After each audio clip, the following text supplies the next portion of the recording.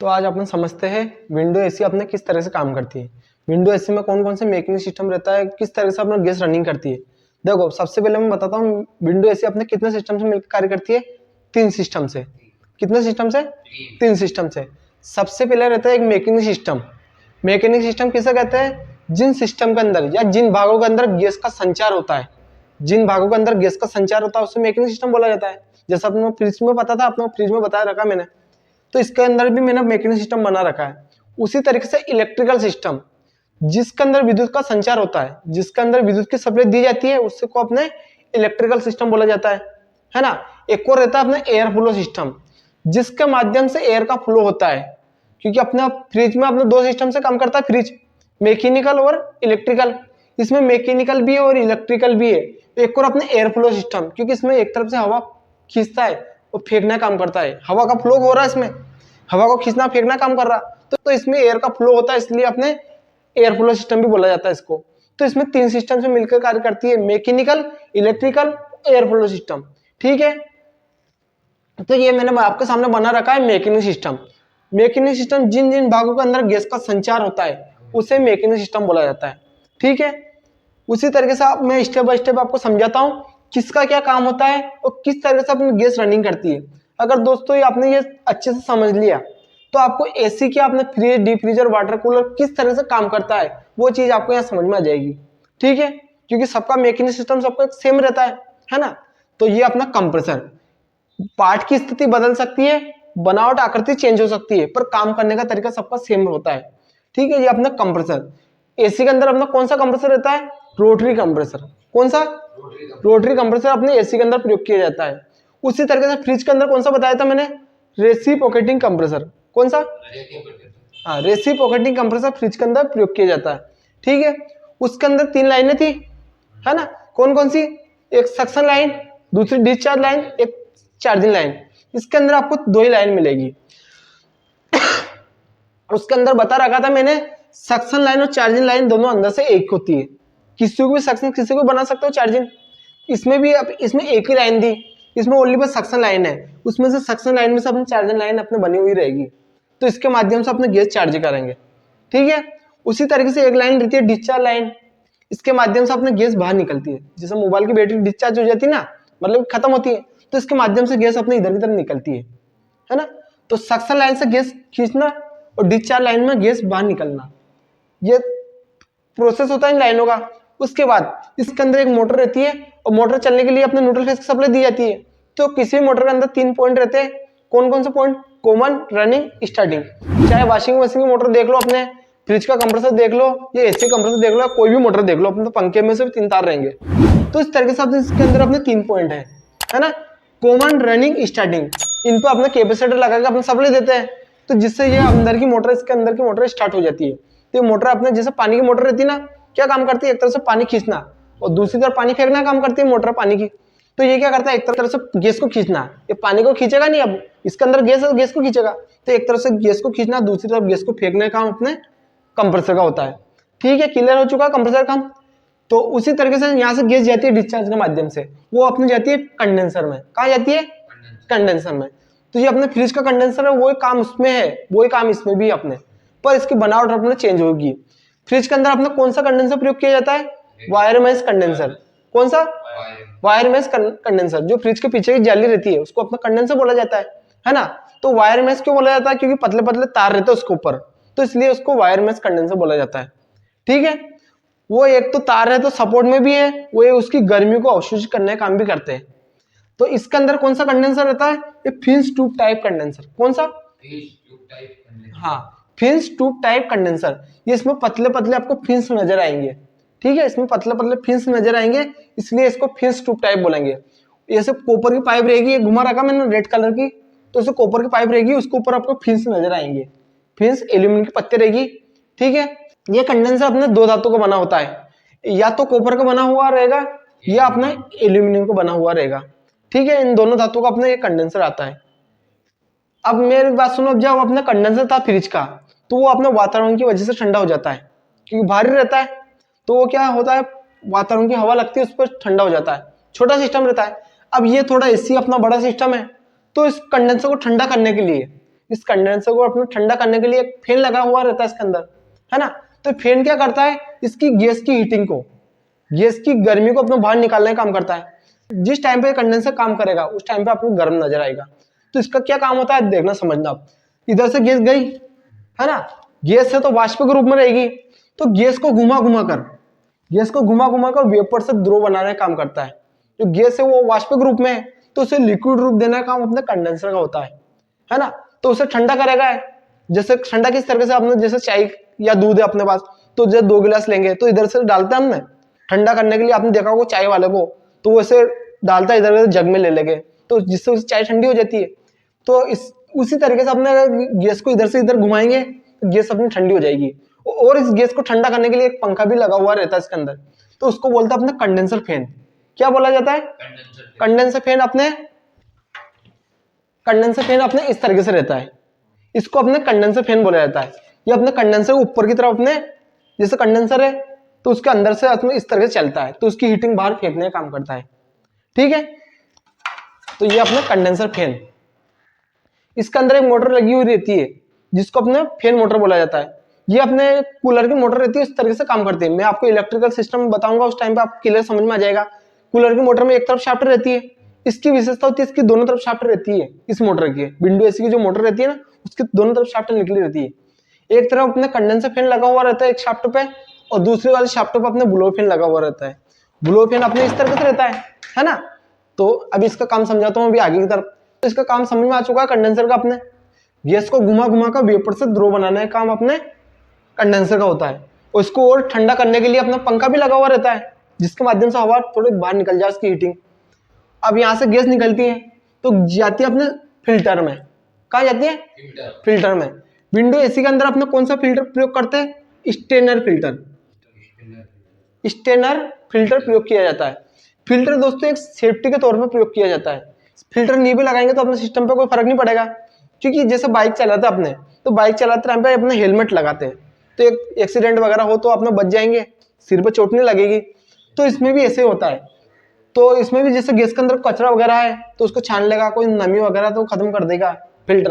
अगर फिल्टर नहीं लगाया तो नमी अंदर जाएगी। अपने गैस है तो गैस के अंदर कचरा है तो अंदर जाएगा, है ना, बिना सेफ्टी के साथ अंदर जाएगा। तो ये सेफ्टी के तौर पर अपने फिल्टर लगाया हुआ रहता है। फिल्टर काहे का बना होता है, अपने कॉपर का, है ना। फिल्टर अपने कॉपर का बना होता है। इसके अंदर दाने भी नजर आएंगे अपने, तो दाने अपने सिलिकॉन जेल के दाने रहते हैं, है ना। दाने का काम होता है जैसे अपने मॉइस्चर को खत्म करना, क्योंकि जो गैस रहती है इसके अंदर, ये गैस है वो अपने वातावरण की हवा, जिसका अपने 36 का आंकड़ा रहता है, एक दूसरे के जाने दुश्मन रहते हैं वो। जैसे वो गैस अपने वातावरण की हवा के साथ मिलेगी वो बर्फ का रूप धारण कर लेगी, है ना। तो तभी तो अपने गैस डालते उस टाइम पे वैक्यूम किया जाता है। अगर बिना वैक्यूम का अपने गैस डाल देंगे तो उस पाइपों के अंदर हवा रहेगी, तो हवा क्या गैस के साथ क्रिया करके बर्फ का रूप धारण कर लेती है, जिससे अपने गैस का रोटेशन अपने घूमने की स्थिति अपने बंद हो जाती है। तो इसलिए अपने फिल्टर का प्रयोग करते हैं, ठीक है। तो सिलिका जेल के दाने आपने देखोगे, कोई भी इलेक्ट्रॉनिक सामान लिया हो आपने तो जो दाने नजर आते हैं साबुदाने की तरह दाना, उसके साथ में आएंगे इलेक्ट्रॉनिक सामान के साथ में। तो दानों का काम होता है उसके अंदर नमी नहीं पहुंचने देंगे वो। तो इसमें भी ऐसे होंगे, वो नमी वगैरह यहीं रुक जाएगी अपने, और नमी अपने सिस्टम में आगे नहीं जाएगी, ठीक है। उसके बाद अपने महत्वपूर्ण भाग अपने कैपिलरी लगी हुई रहती है। कैपिलरी ट्यूब का काम रहता है हाई प्रेशर को, जो गैस रहती है उसके हाई, क्योंकि इधर से गैस गई वो अपने मोटे मोटे पाइप में गई, तो इसके बाद अपने बिल्कुल पतला सा व्यास वाली कैपिलरी ट्यूब आती है। जैसे अपने पेन का नोक रहती है ना, पेन की नोक रहती है आगे की, तो उससे भी इसका पतला और उससे भी कम इसका व्यास रहता है। तो गैस के प्रेशर को कंट्रोल करने के लिए कैपिलरी ट्यूब का प्रयोग किया जाता है ना। आपने देखा होगा फ्रिज के पीछे भी एक तार जैसा रहता है, तो तार नहीं रहता हो, कैपिलरी रहती है, उसके अंदर व्यास रहेगा वो, है ना। तो इसको व्यास में से, उस पतले व्यास में से गैस निकलेगी तो उसका प्रेशर कंट्रोल हो जाएगा। इसकी लंबाई कितनी रहती है, 2 से 4 फीट रहती है। और फ्रिज के अंदर कितने कैपिलरी ट्यूब प्रयोग करते हैं, 8 से 12 फीट, ठीक है। तो इधर से अपने गैस जाएगी तो इसका गैस का प्रेशर अपने कंट्रोल हो जाएगा। अब दोस्तों आपके मन में क्वेश्चन उठ रहा होगा, फ्रिज के अंदर तो अपने एक कैपिलरी थी, डीप फ्रीजर के अंदर भी अपने एक कैपिलरी थी, इसके अंदर आपको 2-2 कैपिलरी नजर आ रही, तो किसी के अंदर 2 किसी के अंदर 3 कैपिलरी भी प्रयोग करते हैं। क्या होता है दोस्तों, जैसे यहाँ से गैस निकलती है वो गैस यहाँ जाएगी और यहाँ नीचे आते आते अपना कूलिंग बिल्कुल कम हो जाएगी, है ना। नीचे आता आता कूलिंग, क्योंकि इसकी कैपेसिटी यहाँ आता आता बिल्कुल कम हो जाएगी। तो इसलिए क्या होता है, फिल्टर से जो कैपिलरी निकलती है वो 2 निकलती है, तो एक तो अपने ऊपर लग जाएगी और कोई अपने नीचे लग जाएगी, और अगर 3 है तो एक बीच में लग जाएगी, एक नीचे लग जाएगी, जिससे क्या होगा, इसकी कूलिंग करता करता यहाँ तक आएगा, है ना, और फिर उसके बाद वापस फिर यहाँ गैस मिल जाएगी, तो फिर वापस यहाँ कूलिंग करने लग जाएगा। तो इस तरह से पूरा अपना एयरपोर्टर रहता है, अपना कूलिंग कॉइल रहती है पूरी बराबर अपने ठंडी रहे, इससे ये फर्क पड़ता है वो बराबर अपना पूरी ठंडी रहे, है ना। तो इसलिए इस तरीके से अपने 2 या 3 कैपिलरी का अपना प्रयोग किया जाता है विंडो एसी के अंदर। ठीक है, विंडो एसी या खिड़की में लगी हुई रहती है ना, इसकी बॉडी एक ही रहती है। आपको पता है एसी अपने 2 तरह की रहती है, एक विंडो एसी, एक स्प्लिट एसी। विंडो का मतलब खिड़की, खिड़की में लगने वाली एसी को विंडो एसी बोला जाता है। स्प्लिट का मतलब हिंदी में होता है टुकड़ा, तो 2 टुकड़े वाली एसी को स्प्लिट एसी बोला जाता है। इसमें 2 टुकड़े अपने इंडोर, दूसरा अपना आउटडोर, है ना। आउटडोर को छत पर रखते हैं या बाहर कहीं दीवार पे लगाते हैं, इंडोर को अपने घर के अंदर लगाते हैं, रूम के अंदर। तो अब यहाँ तो समझ में आ चुका आपको, कैपिलरी काम होता है हाई प्रेशर को लो प्रेशर में बदलने का काम कैपिलरी का। अब जैसे यहाँ से गैस निकली तो वापस अपना मोटा पाइप आ चुका है, वापस 1/4 का पाइप आ चुका है, उसको अपने क्वार्टर बोलते हैं। तो ये जैसे पाइप यहाँ तो व्यास कम था और ये व्यास ज्यादा मिल गया इसको, तो जैसे गैस यहाँ से निकलती है तो अपना ठंडा करने लग जाती है ना। तो इसलिए तो अपने नीचे कूलिंग आएगी तो ठंडी कम कूलिंग होने लग जाएगी, तो इसलिए बीच में कैपिलरी वापस कैपिलरी लगी हुई रहती है अपने। तो अब अपने एयरपोर्टर काम समझते हैं। इसका एयरपोर्टर काम होता है किसी वस्तु स्थान की गर्मी को खींचकर, किसी वस्तु या स्थान मतलब कि जो एरिया वहां का रूम का, है ना, तो उसकी गर्मी को खींचकर उसे ठंडा करने का काम होता है एयरपोर्टर का। इसके अंदर एक फैन भी लगा हुआ रहता है, उसको अपना ब्लोअर फैन बोला जाता है, ये लिख रखा मैंने ब्लोअर फैन। तो क्या होता है, मोटर एक ही है, एक तरफ की शाफ्ट अपना कंडेंसर फैन और दूसरी तरफ अपना ब्लोअर फैन। ये अपना ब्लोअर फैन इस तरीके से होता है। तो ये क्या करता है, रूम के अंदर की गर्मी को खींचेगा, है ना। रूम के अंदर की गर्मी खींचकर एक तरफ साइड में आपको नजर आएगा एक छेद, है ना, तो इधर से गर्मी खींचकर कूलिंग कॉइल से होती हुई इधर अपने बाहर निकलेगी। तो वो कूलिंग कॉइल में आई अपने, तो वो कूलिंग कॉइल अपने ठंडी, तो वो गर्म हवा कूलिंग कॉइल पे आकर ठंडी होगी और ठंडी हवा अपने इधर साइड में निकलेगी, है ना। विंडो एसी को आपने देखा ही है। तो इस तरीके से ब्लोअर फैन का काम होता है, एक तरफ से गर्म हवा खींचकर दूसरी तरफ ठंडे हवा फेंकने का काम अपने ब्लोअर फैन का होता है। ठीक है, ये अपने एयरपोर्टर रहता है तो काई का बना रहता है या कॉपर और एल्यूमिनियम का बना होता है, काई का, कॉपर और एल्यूमिनियम का बना होता है। दोस्तों दिखने में दोनों एक जैसे होते हैं, पर इसकी साइज थोड़ी बड़ी होती है और इसकी साइज अपने छोटी होती है ना। ये भी अपने फिंस ट्यूब टाइप था, ये भी अपने फिंस ट्यूब टाइप है। फिंस मतलब एल्यूमिनियम की पत्तियां जो अपने कंडेंसर में रहती है, तो वही अपने फिंस अपने लगे हुए रहते हैं इसके अंदर। ठीक है, उसके बाद अपने गैस जाती है, समझ में आ गया इसका काम, किसी वस्तु स्थान की गर्मी खींचकर, किसी वस्तु मतलब कि वहां का सामान और स्थान मतलब कि वहां का एरिया, वहां का एरिया को स्थान बोला जाता है, तो उस पूरे रूम की गर्मी को खींचकर उसे ठंडा करने का काम अपने एयरपोर्टर का होता है। उसके बाद अपने गैस जाती है, गैस जाती है वो अपने एक्यूमुलेटर से होते हुई, इसको बोलता है अपने एक्यूमुलेटर, एक्यूमुलेटर, इसको अपने एक्यूमुलेटर बोला जाता है। क्या काम होता है, इधर से गैस आई तो गैस वापस अपने वाष्प के रूप में आनी चाहिए इधर। अब इसने वाष्प को द्रव तो इसने बना दिया, यहाँ फिल्टर में भी द्रव के रूप में ही, यहाँ भी द्रव के रूप में ही, तो कुछ तो ये क्या करेगा, किसी वस्तु स्थान गर्मी खींचेगा, है ना। तो गर्मी की वस्तु की गर्मी खींची इसने तो द्रव से अपने वाष्प बन जाती है कुछ गैस। तो अगर पूरी तरीके से वाष्प नहीं बनी, पूरी तरीके से वाष्प नहीं बनी तो वो लिक्विड रूप में यहाँ आएगा। तो इसलिए क्या होता है, अगर बची हुई गैस को अगर वो अपने द्रव से वाष्प नहीं बनी तो कुछ मात्रा में ये यहाँ के एक्यूमुलेटर में स्टॉक हो जाती है। उसके बाद वो क्या होता है, एक्यूमुलेटर में स्टॉक हो चुकी है, उसके बाद अपने ऑटोमेटिक अंदर की तरफ ले लगा वाष्प के रूप में, है ना। तो वो अपने इधर से कंडेंसर ने वाष्प को द्रव बनाया था ना, तो द्रव से वापस वाष्प बनाने का काम इधर हो चुका है। पहले तो इसने बनाया, अब इसने बराबर नहीं बनाया, मान लो 100 में से अपनी 90% बनी, 10% बच चुकी है, तो 10% अपने एक्यूमुलेटर बना लेगा।